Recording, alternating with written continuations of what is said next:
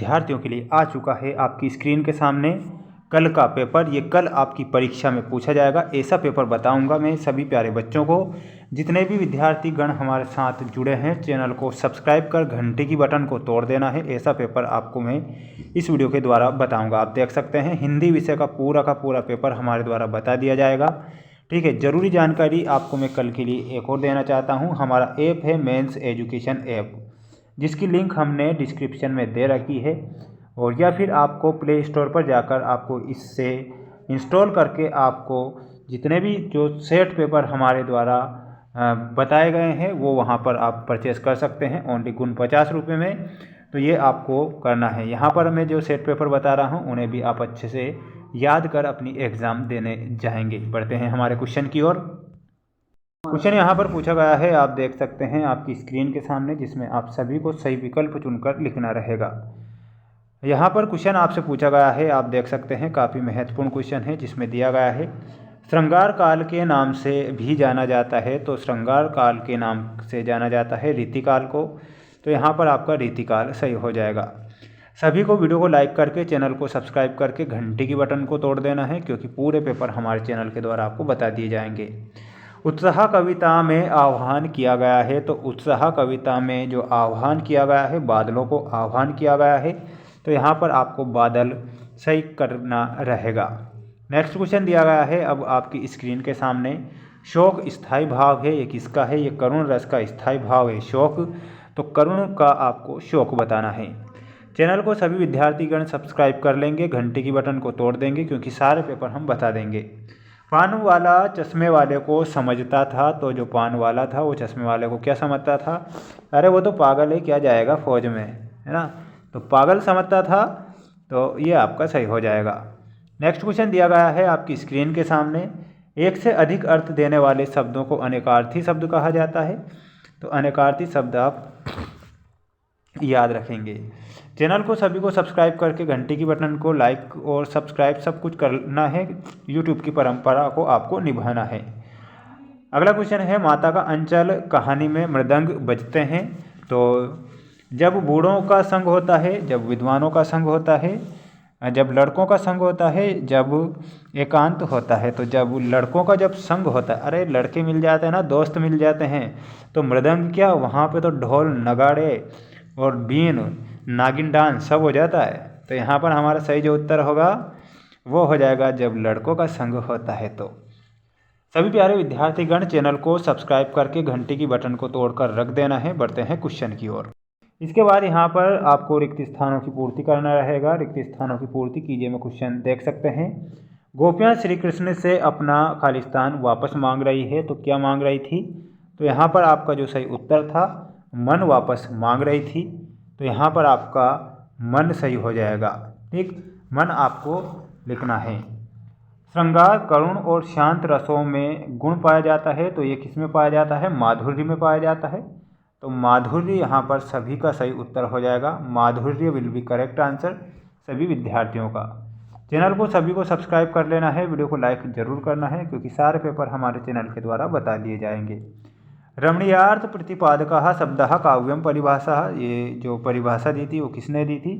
तो यहाँ पर आपका जो सही उत्तर था वो था आपका पंडित जगन्नाथ ने। ठीक, पंडित जगन्नाथ, मैं आपको बड़े बड़े शब्दों में लिख कर दिखा रहा हूँ, पंडित जगन्नाथ ने। ठीक, सभी विद्यार्थी जल्दी से चैनल को सब्सक्राइब कर लेंगे। अगर आपको पेपर चाहिए तो आप हमारा ऐप है मेंस एजुकेशन ऐप। ठीक, वापस बता देता हूँ, मेंस एजुकेशन ऐप को आप इंस्टॉल कर सकते हैं प्ले स्टोर पर जाकर। मेंस एजुकेशन आपको मिल जाएगा, लिंक भी हमने डिस्क्रिप्शन में दे रखी है, वहाँ से आप डायरेक्ट भी जा सकते हैं। चैनल को सब्सक्राइब करके घंटी की बटन को तोड़ देना है। तेरी गठरी में लागा चोर मुसाफिर जाग जरा, रे मुसाफिर जाग, तेरी गठरी में चोर लग गया। तो यहाँ पर आपका मुसाफिर हो जाएगा। ठीक, तेरी गठरी में लागा चोर मुसाफिर जाग जरा। निरोग में कौन सी संधि होगी? ऑप्शन दिए गए हैं स्वर तो या फिर विसर्ग। तो यहाँ पर हमारा विसर्ग संधि सही उत्तर के रूप में हो जाएगा। निरोग में कौन सी संधि है?